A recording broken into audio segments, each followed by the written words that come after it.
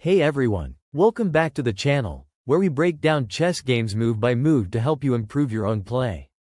Today, we're diving into a fascinating battle between Bobby J 2102 playing white and OngoleBull as black.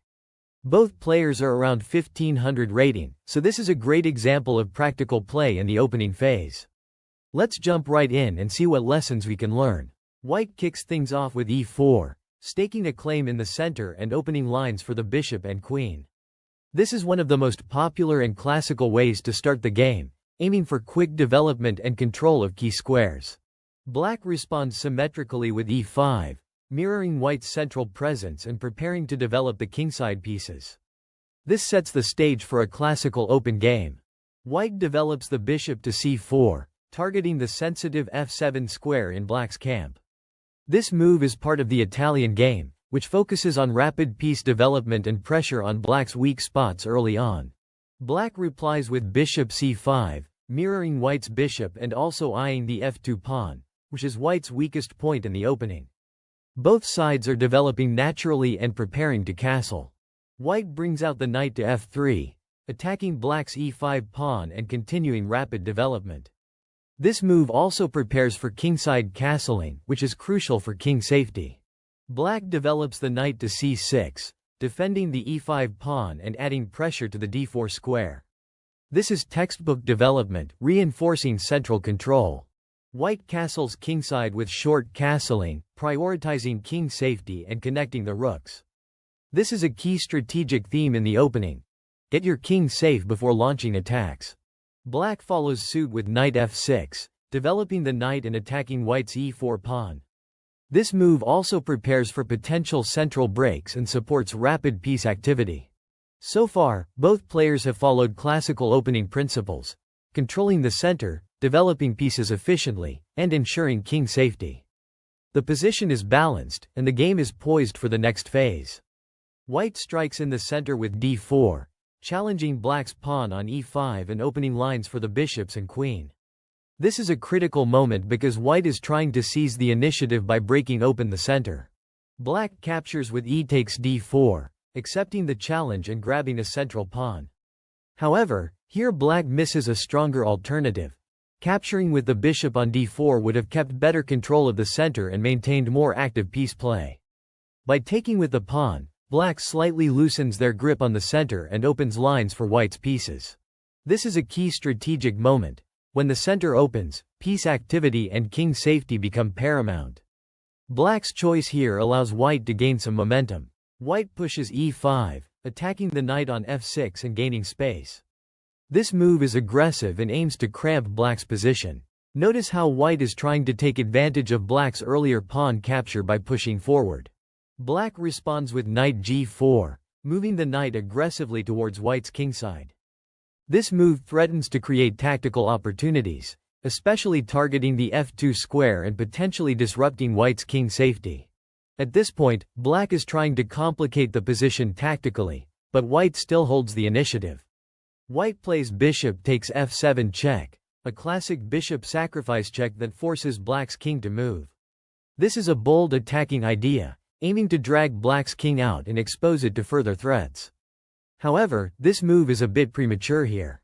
A better alternative would have been c3, reinforcing the center and preparing to recapture on d4 with a pawn, which would help white maintain a strong central presence.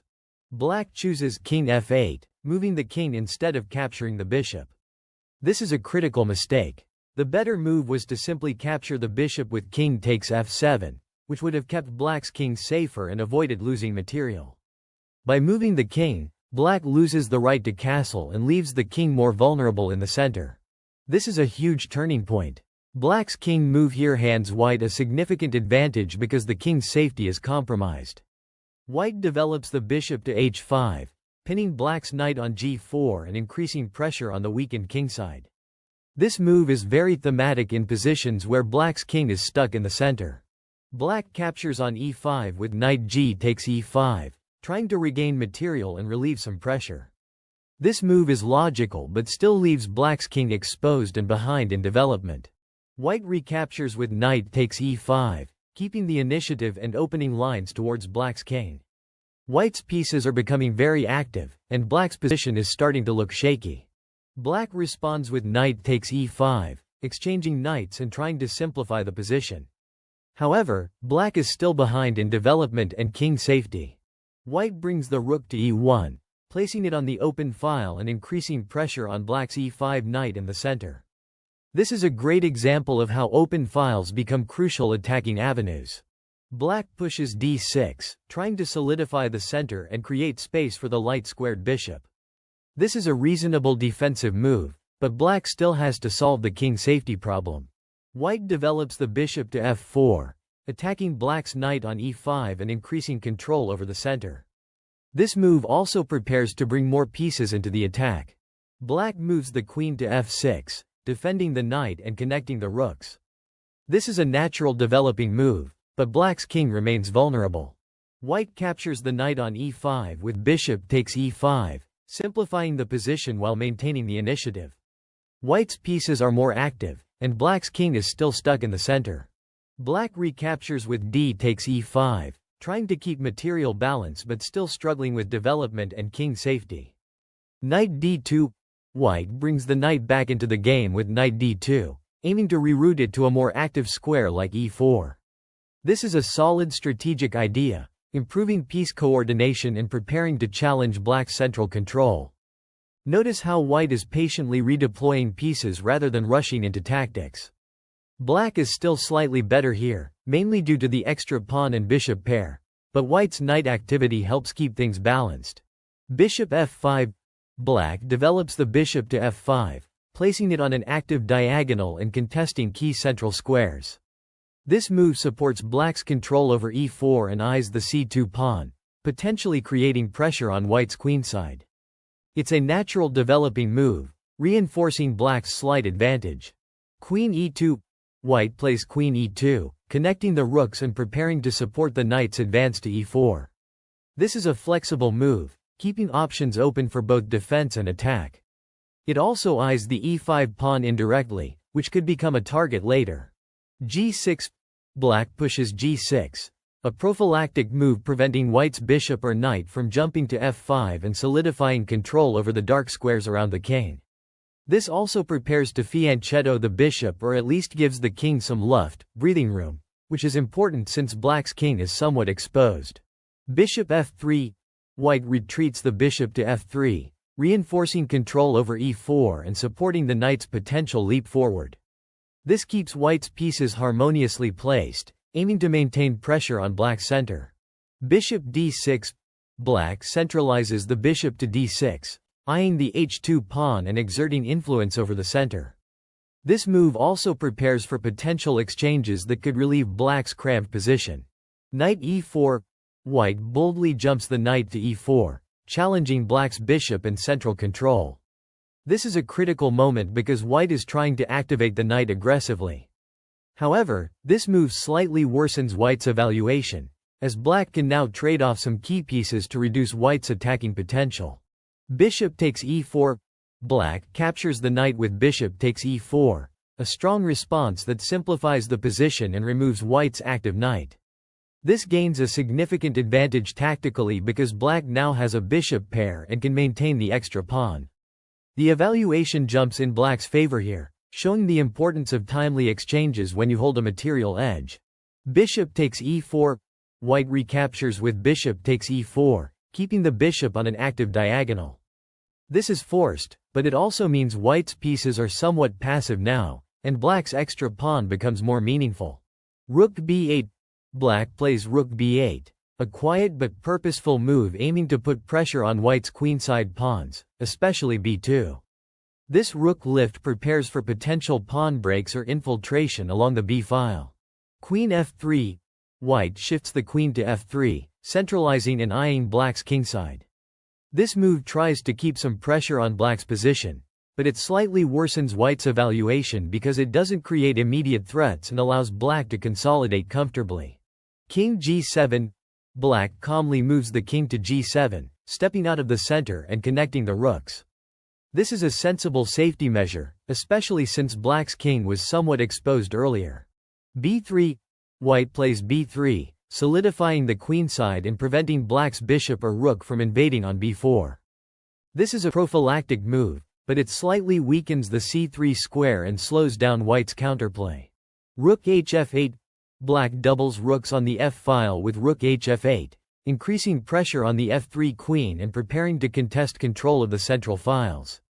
This is a good strategic idea, improving coordination and preparing for potential breakthroughs. Queen takes f6 check. Here, white captures on f6 with check, taking black's queen. This is a huge tactical opportunity. White gains a decisive material advantage by winning the queen, swinging the evaluation dramatically in white's favor. This move exploits the pin on the f6 square and black's somewhat loose king position. Rook takes f6. Black recaptures with rook takes f6, forced to take back the queen. Although black loses the queen, this move is necessary to avoid immediate mate threats. However, black's position is now critically compromised. a4. White pushes a4, aiming to gain space on the queenside and restrict black's pawn breaks. This move also prepares to open lines for white's rooks, increasing activity. c6. Black plays c6, trying to solidify the center and prevent white's pawns from advancing further. This is a defensive move, but it also somewhat locks black's position and limits counterplay. Bishop d3. White repositions the bishop to d3, aiming at black's kingside and supporting potential pawn breaks or piece infiltration. This move keeps the pressure on black's weakened king position. Rook bf8. Black doubles rooks on the f-file again, trying to challenge white's control and create counter threats. However, black's pieces are somewhat passive, and white's material advantage makes this difficult to overcome. f3. White plays f3, reinforcing the e4 bishop and controlling key central squares. This move also prevents black's pieces from infiltrating via e4 or g4. It's a strong, consolidating move that prepares white for the endgame. a5. Black pushes a5, trying to create counterplay on the queenside and challenge white's pawn structure. This is a thematic attempt to open lines, but it comes too late given white's material edge. Rook a d1. White brings the rook to d1, occupying the open file and increasing pressure on black's position. Controlling open files is a key strategic theme here, allowing white to coordinate pieces effectively. Bishop b4. Black plays bishop b4, developing the bishop to an active square and pinning the knight on d2. However, this move misses a better alternative. Moving the king to f7 would have improved king safety and connected the rooks more effectively. This is a subtle but important strategic oversight. Rook e4. White's rook lift to e4 is a classic maneuver to increase activity and challenge black's control over the center and kingside. The key idea here is to prepare for potential exchanges or to swing the rook over to the kingside quickly if needed. Although the evaluation is almost equal, this move keeps white's pieces active and flexible. Bishop d6. Black responds by centralizing the bishop to d6, reinforcing control over key squares like e5 and c5. This move also eyes white's kingside pawns and supports potential pawn breaks. Strategically, black is maintaining tension and trying to keep white's pieces tied down. Bishop e2. White retreats the bishop to e2, a subtle but important repositioning. This move keeps the bishop safe and prepares to support the rook on e4 or to contest the f3 square later. It's a flexible move that maintains piece coordination without committing to any immediate exchanges. c5. Black pushes c5, a thematic pawn break aiming to challenge white's center and open lines for the bishop and rooks. This move slightly improves black's position by increasing space and creating potential targets on the queenside. The key idea is to activate black's pieces and create dynamic chances despite being slightly behind in development. Bishop c4. White develops the bishop to c4, targeting the weak f7 square and keeping pressure on black's kingside. This move also eyes the d5 square, which could become a useful outpost for white's pieces. Positionally, white is aiming to maintain tension and keep black's pieces restricted. b6. Black plays b6 to support the c5 pawn and prevent white's bishop from invading on b5. This is a solid, prophylactic move that shores up black's queenside structure and prepares to activate the rook along the b-file if needed. Rook f1. White shifts the rook to f1, aiming to contest the f-file and prepare for potential exchanges. This move also supports the bishop on c4 indirectly and keeps white's pieces coordinated for an eventual kingside push or defense. Rook f4. Black doubles down on the f-file by moving the rook to f4, increasing pressure on white's position and challenging the rook on f1. This is a good strategic idea to gain control of open files and create tactical threats. Rook takes f4. White captures on f4, exchanging rooks. This is a critical moment because it simplifies the position and reduces black's attacking potential. Although the evaluation barely changes, this exchange favors white slightly because it removes black's active rook and helps white consolidate. Rook takes f4. Black recaptures on f4, maintaining pressure along the f-file but losing some flexibility. This move is forced, but it also means black's rook is now somewhat passive, tied to defending the f4 square. Rook e1. White places the rook on e1, centralizing it and preparing to contest the e-file. This move also supports the bishop and controls key squares in the center, which is crucial for maintaining balance in this slightly cramped position. h5. Black pushes h5, a typical pawn move aiming to gain space on the kingside and potentially prepare for a pawn storm with g5. The key idea here is to create weaknesses in white's pawn structure or open lines for black's pieces. King f2.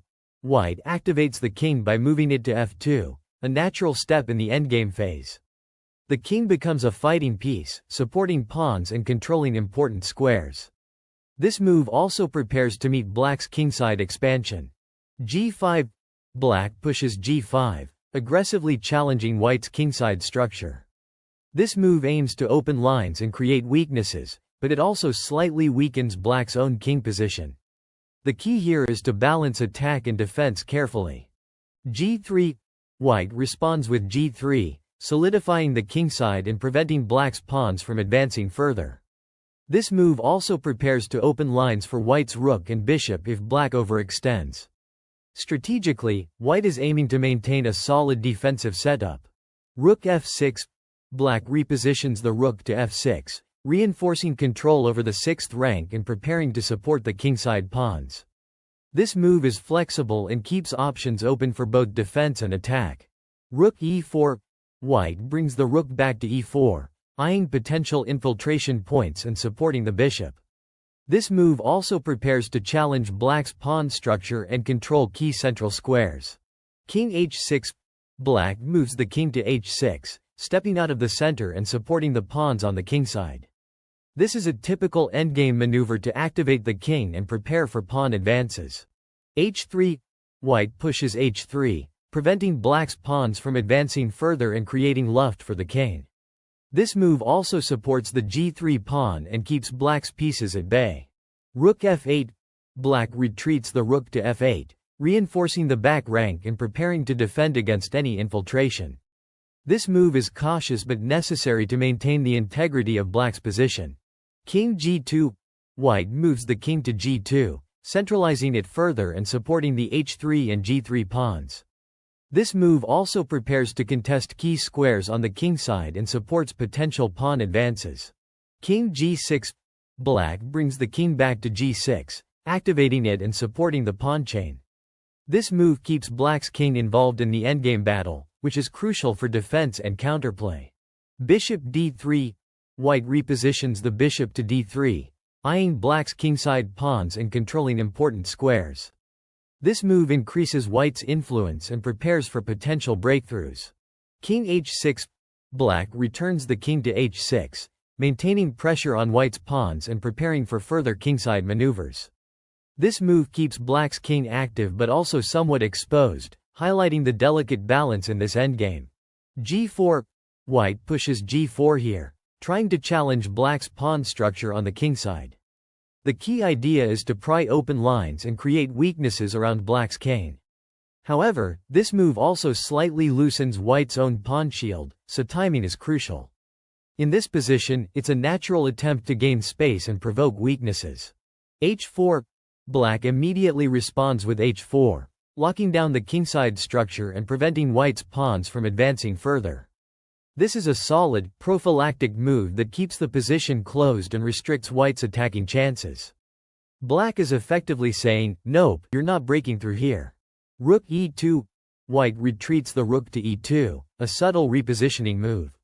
The rook is preparing to swing over to the kingside or support the center.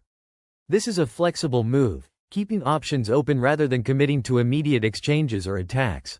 Rook f4. Black places the rook on f4, aggressively occupying an active post.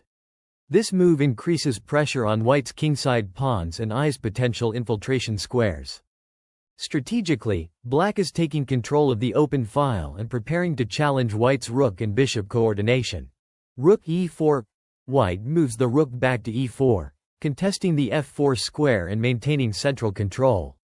This move keeps the tension high and prepares to respond to black's pressure. It's a cautious but necessary step to avoid losing ground on the kingside. Rook takes e4. Black captures on e4, initiating an exchange of rooks. This is a critical moment because black is simplifying the position while maintaining material advantage. The exchange favors black as it removes one of white's active pieces and opens lines for black's king and bishop to become more dominant. Bishop takes e4. White recaptures with the bishop, keeping the bishop pair alive but losing the rook's influence on the e-file.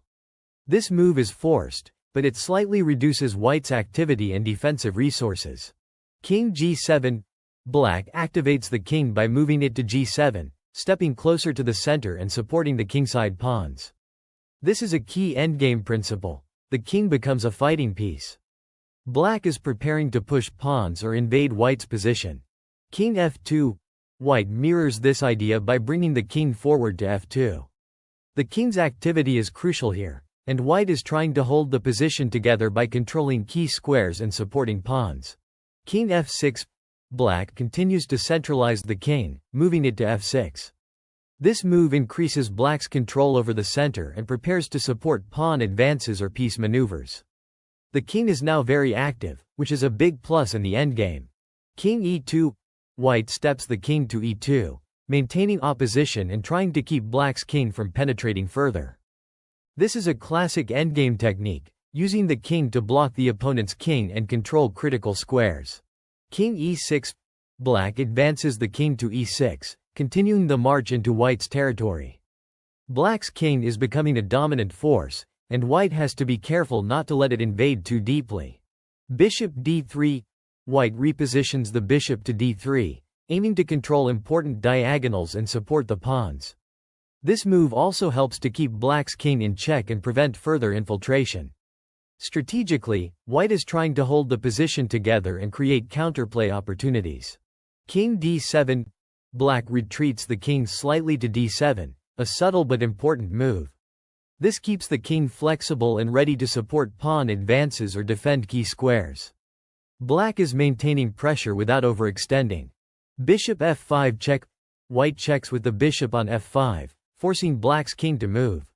This is a good tactical resource to gain a tempo and disrupt black's coordination. It also tests black's king safety and tries to create weaknesses. King c7. Black steps the king to c7, moving away from the check but staying close to the queenside pawns. This move keeps black's king active and ready to support pawn pushes or defend against white's threats. King d3. White brings the king closer to the center with king d3, aiming to support the bishop and pawns. This is a natural move to increase king activity and prepare for potential breakthroughs. King c6. Black advances the king to c6, further invading white's territory and supporting the queenside pawns. This move increases black's spatial control and prepares for potential pawn pushes. King e4. White moves the king to e4, centralizing it and contesting key squares. This move aims to challenge black's king and prevent further infiltration. It's an important defensive resource in this endgame. b5. Black pushes b5, a thematic queenside pawn break to open lines and create passed pawns. This move is critical because it forces white to react and potentially weakens white's pawn structure. The key idea is to create new targets and increase black's winning chances. A takes b5 check. White captures on b5 with check, forcing black's king to recapture. This is a natural response to open lines and try to keep the position balanced. The check also gains a tempo. King takes b5, black recaptures on b5, maintaining material advantage and keeping the queenside structure active. The king is now well placed to support pawn advances and restrict white's king. Bishop d7 check. White checks with the bishop on d7, but here we see a critical moment. This move is actually a missed opportunity. The evaluation drops significantly because white could have played bishop e6 instead, which would have been much stronger. Why is bishop d7 check problematic? It allows black's king to advance to b4 with tempo, gaining space and improving its position. Meanwhile, bishop e6 would have pinned black's king more effectively and limited black's options. If white had played bishop e6, it would have forced black into a defensive posture, potentially allowing white to activate the king and bishop more aggressively. This teaches us the importance of looking for the most forcing and limiting moves in critical positions. King b4, black's king moves to b4, taking advantage of white's less precise check. This move increases black's control over the queenside and prepares to push pawns or invade further. Black's king is now very active, and white's position is becoming increasingly difficult to hold. This position highlights the importance of precise calculation and choosing the right checks or pins in endgames. Even a seemingly natural check can backfire if it helps the opponent improve their position. King f5, white's king steps forward to f5, aiming to capture pawns and activate itself in the endgame. However, this move actually hands black a huge advantage, about 4.7 pawns according to the engine. Why? Because white's king is venturing into black's territory without sufficient support, allowing black's king to seize critical squares and dominate the position. The key idea here is that in endgames, king activity is vital, but reckless advances without coordination can be fatal. A better alternative for white might have been to keep the bishop more active to control key squares or to prepare the king's advance more cautiously. King c3, black responds by advancing the king to c3, stepping deeper into white's camp. This move solidifies black's material advantage and restricts white's king movement. Black's king is now perfectly placed to capture pawns and support passed pawns. This is a textbook example of king centralization and invasion in the endgame. Black is turning the king into a powerful piece. King takes g5, white captures the pawn on g5, but this move actually worsens white's position. The evaluation drops further, showing black's advantage growing. The missed opportunity here was to play bishop a4, which would have kept pressure on black's king and pawns, potentially slowing black's advance. Instead, white's king is now more exposed and less able to coordinate with the bishop. This teaches us that in endgames, sometimes preserving piece activity and control is more important than grabbing material immediately. King takes c2, black captures on c2, taking another pawn and increasing the material lead. Black's king is dominant, and white's king is being pushed back. This move is straightforward but deadly. Black is methodically picking off pawns and preparing to promote. King takes h4, white captures the pawn on h4, but again misses a stronger move. King g6 would have been better. King g6 would have kept white's king more active and closer to black's pawns, potentially creating counterplay or at least slowing black's progress. Instead, white's king is now further away from the critical action, giving black more freedom. This position teaches us the importance of king activity and proximity to passed pawns in endgames. d3, black pushes the pawn to d3, a powerful strategic thrust aiming to create a passed pawn ready to promote. However, the engine suggests that capturing on b3 first, king takes b3, would have been even stronger, immediately grabbing material and reducing white's counterplay. This is a great example of how sometimes the best move is to simplify by winning material before pushing pawns. g5, white pushes g5, trying to create some counter threats. But again, white misses the chance to activate the bishop with bishop a4, which would have helped control key squares and slow black's pawn advance. This move shows a common mistake in endgames, pushing pawns without sufficient support or coordination. d2, black pushes the pawn to d2, now one step away from promotion. This is a critical moment. Black's passed pawn is a huge threat, and white must respond carefully.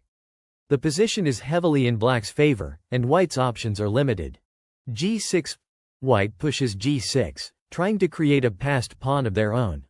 While this is a natural attempt to counterattack, it's too little, too late. Black's d-pawn is far more dangerous, and white's king and bishop are too passive to stop it effectively. d1 equals q. Black promotes the pawn to a queen, gaining a decisive material advantage. This is the turning point where black's winning chances become overwhelming. The key idea here is that passed pawns supported by king activity and piece coordination are often decisive in endgames. White's failure to stop this promotion earlier sealed the fate of the game. Bishop g4. White moves the bishop to g4, trying to create threats or checks. However, at this stage, it's more of a delaying tactic than a real counterattack. Black's queen and king are too dominant. Bishop e7 check. Black checks with the bishop on e7, forcing white's king to move. This is a good practical move, keeping white's king restricted and preparing to consolidate the winning position. King h5. White's king moves to h5, trying to stay active and avoid immediate threats. But the king is cornered and vulnerable to black's queen and bishop coordination. Queen d8. Black centralizes the queen on d8, eyeing critical squares and preparing to deliver mating nets or win more material. This move highlights the power of queen activity in the endgame. Bishop f5 check. White checks with the bishop on f5, trying to create complications. However, this only delays the inevitable. Black's advantage remains overwhelming. King takes b3. Black captures the pawn on b3, further simplifying and increasing material superiority. Interestingly, the engine suggests that king c3 would have been even stronger, keeping more control over key squares and limiting white's bishop. This shows how even winning players can improve by choosing the most active king squares. g7. White pushes the pawn to g7, trying to promote as well. This is a desperate attempt to create counterplay, but black's queen and king coordination will easily stop this. The missed chance was king g4, which could have helped white's king get closer to black's pawns and create more resistance. Queen e8 check. Black checks with the queen on e8, maintaining pressure and forcing white's king into passive squares. The engine suggests queen g8 would have been more precise, keeping the queen more active and flexible. Bishop g6. White moves the bishop to g6, trying to block checks and protect the g7 pawn. But this is too little to stop black's overwhelming material advantage. The better move would have been king h6, trying to keep the king closer to the action and support the pawn. Queen g8. Black places the queen on g8, directly attacking the g7 pawn and preparing to capture it. This move is precise and forces white into a losing position. King h6. White's king moves to h6, trying to defend the pawn. However, this move actually worsens white's position significantly. The engine shows a big jump in black's advantage here. The missed opportunity was to play f4, which could have created some breathing room and complicated black's plans. This highlights how even in losing positions, finding moves that complicate the opponent's task can be valuable. Before we wrap up, if you're enjoying this detailed analysis, please take a moment to like and subscribe. It really helps the channel grow and allows me to bring you more in-depth chess content like this. Alright, folks, what can we learn from this endgame phase? The biggest takeaway is the power of king activity and passed pawns. Black's king invasion and timely pawn pushes created unstoppable threats, while white's attempts to grab pawns or push pawns without proper coordination led to a swift downfall. Also, notice how small inaccuracies in king placement and piece activity can snowball into decisive disadvantages. Endgames are all about precision, patience, and understanding key concepts like opposition, passed pawns, and piece coordination. Thanks for sticking with me through this deep dive. Remember, every move counts, especially in the endgame. Keep practicing these principles, and your chess will improve dramatically. Until next time, keep those kings active and those pawns marching.